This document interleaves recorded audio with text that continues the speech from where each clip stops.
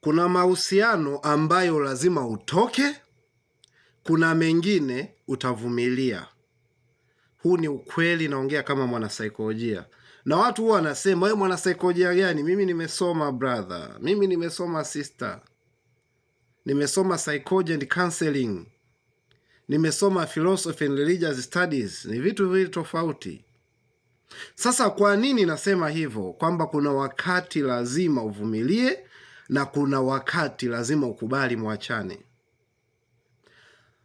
Inapofikia hatua ambayo unaona ukiendelea na haya mahusiano utapata msongo wa mawazo ama utakufa, ni vema utoke. Sasa utajuaje? Watu wengi wanajiuliza, hivi nitajuaje kwamba hapa nitakiwa niendelee, uvumilivu umeshindikana au nitoke? Tengeneza kitu tunaita 4 dimension. 4 dimension ni swali moja, ila unalijibu katika namna mbili. Jiulize faida ya kuendelea na haya mahusiano na hasara zake. Halafu jiulize faida za kuto kuendelea au kuachana na hasara zake. Maana unajiuliza mambo mawili, kuendelea au kuachana. Kila moja unalipa faida na hasara.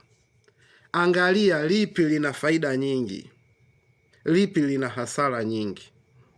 Unaweza ukaumia sana kutoka kwenye hayo mahusiano, lakini ili upone ni lazima uumie.